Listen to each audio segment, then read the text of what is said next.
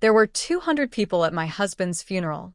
I counted them because I needed something to do with my hands. I couldn't cry. I couldn't speak. I just counted. And then I saw her. A woman in the back row I had never seen before. No tears. No grief. Just watching me. When I turned around again, she was gone. But on my seat there was an envelope. No name. No return address. Just 4 words written in handwriting I didn't recognize. He didn't really die. I told myself it was a cruel joke. I told myself grief makes people do terrible things. But then I opened the envelope further, and I found a photograph of my husband, dated 3 days after his funeral. My name is Dana Calloway, and 6 months ago, I buried my husband. Or at least, I thought I did. Marcus died on a Tuesday. A car accident on Route 9, just 4 miles from our home. The police called it sudden, unavoidable, a tragedy. Everyone said the same thing at the funeral. He was such a good man. I believed them. I believed all of it. The service was held at Gracewood Chapel. 200 people. White lilies. His favorite hymn played on a loop. I sat in the front row in a black dress I never wanted to wear. My sister Claire sat beside me, holding my hand so tight my fingers went numb.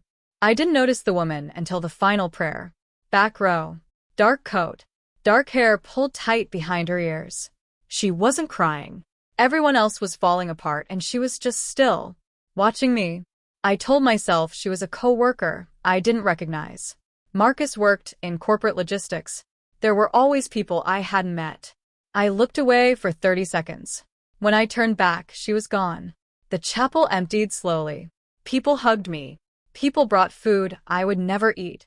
And then I sat back down in the front pew, alone for the first time all day. That's when I felt it. Something beneath me. A small white envelope. No stamp. No name. No return address. Just sitting there like it had always been there. Like it was waiting for me specifically.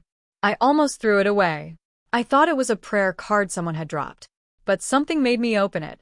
Some quiet, terrible instinct. Inside was a single folded piece of paper. 4 words. Black ink. Neat handwriting. He didn't really die. I laughed. Actually laughed, right there, in the empty chapel. Because what else do you do when grief meets cruelty? I folded it back up and put it in my purse. Told myself someone was sick, disturbed, grieving in a broken way. But that night, I couldn't sleep. I lay in our bed, his side still untouched, and stared at the ceiling. And at 2 a.m. I got up and opened the envelope again. That's when I noticed I hadn't looked all the way inside. Tucked against the bottom fold, a photograph. Small, slightly blurred, taken from a distance. A man standing outside a gas station. Dark jacket. Familiar posture. The way he tilted his head slightly to the left. Marcus always did that. Only Marcus did that. I flipped the photo over. On the back, a date stamp.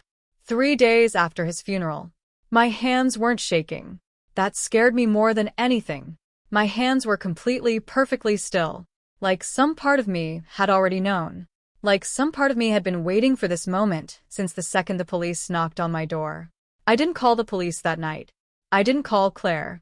I just sat at the kitchen table until sunrise with the photograph in my hand, asking myself one question over and over. If Marcus was alive, then whose body did I bury? I didn't sleep for 3 days. I just researched. Like solving a puzzle was easier than feeling the grief. I started with the accident report. I requested a copy from the county records office, telling them I needed it for insurance purposes. They sent it within 48 hours. Everything looked official. Date, time, location, officers' signatures. But one detail stopped me cold. The body had been identified by a single witness. Not dental records. Not DNA. One witness. His name was printed at the bottom of the report. Raymond Cole. I had never heard that name in 11 years of marriage. I Googled him immediately. Nothing useful. A LinkedIn profile with no photo. A disconnected phone number. Raymond Cole existed just enough to be real, and not enough to find. That's when Claire came over. She brought coffee and that look she always gets, The one that means I'm worried about you, but I don't know how to say it. I almost told her everything. Almost. Instead, I asked her a question I'd been turning over all morning. Did Marcus ever mention someone named Raymond? She set down her coffee very slowly. Where did you hear that name? The air in the room changed. I felt it before I understood it. Claire. She looked at the window. Not at me. Claire, look at me. She did. And her eyes were already wet. I only found out 2 months before the accident, she whispered. I swear I didn't know what to do. 2 months. She had been holding something for 2 months, sitting beside me at the funeral, holding my numb hand, already knowing. I asked her to tell me everything. She told me that Raymond Cole wasn't a witness. Raymond Cole was Marcus's business partner, a partner I was never supposed to know existed. Apparently Marcus had a second operation running alongside his corporate job. Claire had stumbled onto it by accident, an email forwarded to her by mistake. A company called Grayline Logistics, registered in Nevada. No public records. No website. What kind of company? I asked. Claire shook her head slowly. The kind you don't ask questions about. That night, I drove to Marcus's office building. I still had his keycard. Nobody had asked for it back. I told myself I just wanted to look around. His desk had already been cleared, but his filing cabinet hadn't been touched. 3rd drawer. Back, left corner. A folder with no label. Inside, bank statements. An account I had never seen. Transfers every month for 3 years. Same recipient every time. Same amount. $14,000. To a woman named Nora Voss. I sat on the floor of his empty office for a long time. Nora Voss.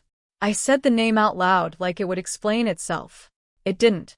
I photographed every page. Drove home. Locked the doors. Opened my laptop and searched for her. Nora Voss was easy to find. Unlike Raymond Cole, she wasn't hiding. She had a Facebook profile. A home address in Sycamore Falls, 40 minutes from our house. And in her profile photo, standing beside her, a little girl, maybe 7 years old. Dark hair. A slightly left-tilted head. I closed the laptop. Opened it again. Closed it. My husband hadn't just faked his death. He had been building an entirely different life. And somewhere in that life, there was a child with his eyes. But here's what I couldn't figure out. If Marcus was alive, if he had money hidden, a secret partner, a secret family, why fake a death at all? What was he running from? Because men who build secret lives don't disappear unless something forces them to. Unless someone dangerous finds out. Unless the secret gets too heavy to carry. Or unless, and this thought hit me like ice water, unless he wasn't the one who planned the disappearance.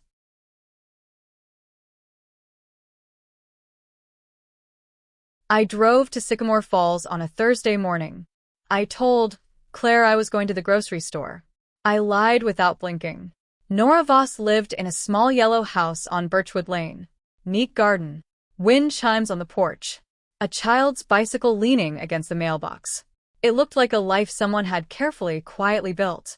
I sat in my car across the street for 20 minutes, watching, telling myself I would leave. I didn't leave. I walked up the path and knocked on the door. 3 times. Steady, like I had every right to be there. The woman who answered was not what I expected. She was tired-looking. Pale. Eyes that had been crying recently, not today but recently. She looked at me and went completely still. "You're Dana," she said. Not a question. She already knew my face. I asked her how. She stepped aside and let me in without another word. The house was warm. A child's drawings covered the refrigerator. A half-eaten breakfast still on the kitchen table. And on the counter, a photograph. Marcus, standing in this kitchen, laughing at something off camera. Alive and completely at ease in a life I had never seen. I didn't scream. I didn't cry. I sat down at her kitchen table and said 2 words. Tell me. Nora sat across from me. She folded her hands like she was about to confess in church. And then she said something that rearranged everything. Marcus didn't want to disappear. She looked straight at me. He was trying to protect you. I told her that was exactly the kind of thing a liar would say. She nodded. like she expected that. Then she got up and retrieved a box from the hallway closet. Inside the box, documents, printed emails, photographs, a USB drive, and a handwritten letter addressed to me. In Marcus's handwriting. My name on the envelope. Dana. Just that. Just my name. Nora explained while I held the letter without opening it. She told me Marcus had discovered something inside Greyline Logistics 18 months ago. Something Raymond Cole had been hiding inside the company's contracts. Greyline wasn't just off-the-books logistics. It was a front, moving money for people who made problems disappear permanently. Marcus had found proof. And when Raymond realized Marcus had found it, everything changed. Raymond had given Marcus a choice. Disappear quietly. Or his family wouldn't be safe. His family. Me. So Marcus built an exit. He found a body, a John Doe from a county morgue 3 states over. He paid Raymond's corrupt contact inside the police department to process the identification. One witness signature. Raymond Cole. Marcus had staged his own death to keep me alive. And for 8 months, he had been gathering evidence against Raymond from the shadows, planning to hand it to the FBI and come back. I finally opened the letter. His handwriting. His voice inside every sentence. I know you'll hate me for this. I need you to hate me. It's safer if you hate me. I read it twice. Then I looked up at Nora. Who are you to him? She didn't hesitate. His cousin. We grew up together. He needed someone Raymond didn't know about. The little girl in the photograph. And the child. Nora's face softened completely. She's mine. Her father died 4 years ago. Marcus has been helping us since then.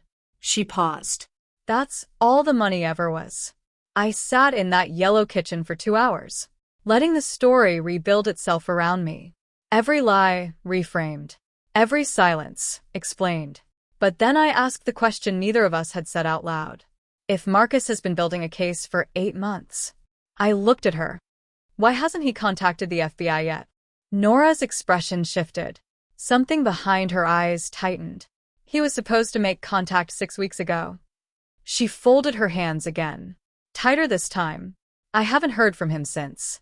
The wind chimes moved on the porch outside. Neither of us spoke. Because we were both thinking the same thing now. Marcus had built the perfect disappearance to protect me.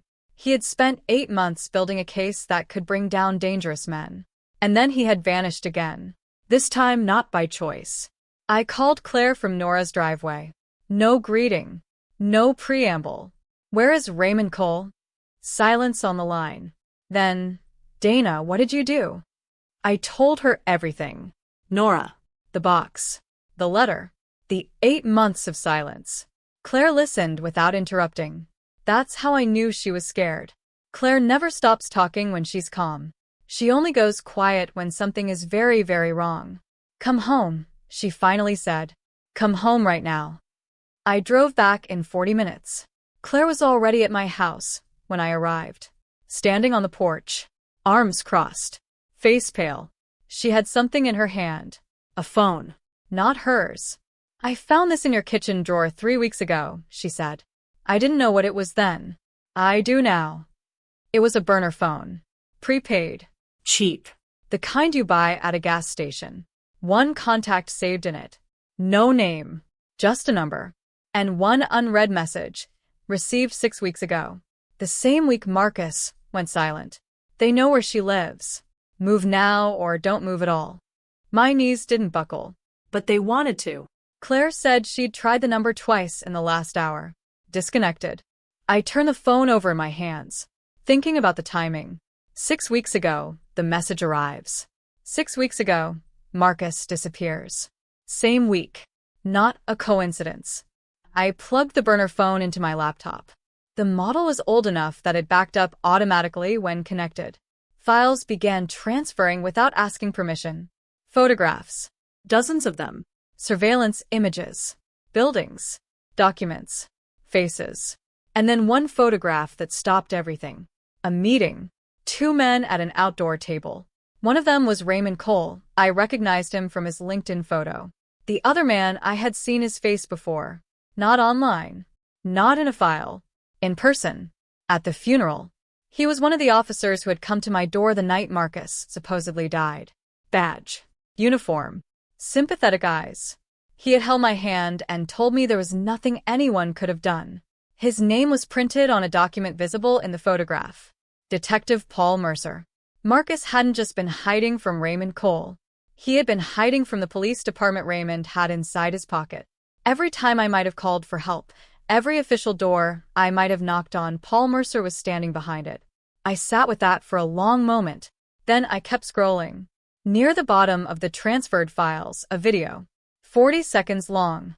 Shaky. Shot in secret. Marcus's voice. His face partially visible in the corner of the frame. Sitting across from a man in a dark room. He was talking fast. Low. Urgent. I have everything. Transactions. Names. The body swap. Mercer's payments. All of it backed up in 3 locations. The man across from him nodded. And your wife? Marcus shook his head. She doesn't know anything. That's the only reason she's safe. Then the man across from him leaned forward. Into the light. And I recognized him immediately. It was Raymond Cole. But he wasn't threatening Marcus. He was nodding like a colleague, like a partner, like someone on the same side. The video cut out. I played it again. 3 times. Raymond Cole, the man Marcus had been hiding from, the man who had supposedly threatened our family, was sitting across from my husband like an ally. I went back to the accident report. Read it differently this time. Raymond Cole hadn't identified the body to protect himself. He had identified the body to protect Marcus. The 2 men hadn't been enemies. They had been working together against someone higher up inside Greyline. Someone whose name never appeared in any document. Someone careful enough to stay invisible. Someone who had found out and made Marcus disappear for real this time. I called the FBI field office directly. Not local police. Not anyone I couldn't verify independently. I sent them the files before I even finished explaining who I was. 3 days later they came to my door. 2 agents. Credentials I verified twice. They told me Raymond Cole had contacted them 5 weeks ago. He had been building a case from inside Greyline for 2 years. Marcus had found out and joined him. Together they had nearly enough to bring the entire operation down. Nearly, I said. The agent nodded slowly. We believe Marcus is alive. We believe he's being held. We are actively looking. They wouldn't tell me where. They wouldn't tell me by whom. They asked me not to contact anyone and to trust the process. Then they left. I stood in the doorway of the house, where I had grieved a man who wasn't dead. A man who had let me bury him to keep me breathing. A man who had said, I know you'll hate me. It's safer if you hate me.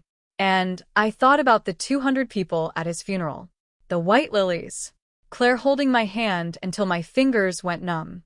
I thought about every night I lay on his side of the bed. Every morning I woke up and remembered again. All of it real. All of it also a lie. Both things completely true at the same time. I still don't know if Marcus is coming home. I still sleep on my side of the bed. His side untouched. Just in case. Just in case. And every morning I ask myself the same question. I'll leave with you now. If the person you loved most in the world let you believe they were dead, to save your life, and in doing so, broke something in you that may never fully heal, would you call that love? Or would you call it the loneliest betrayal you've ever survived?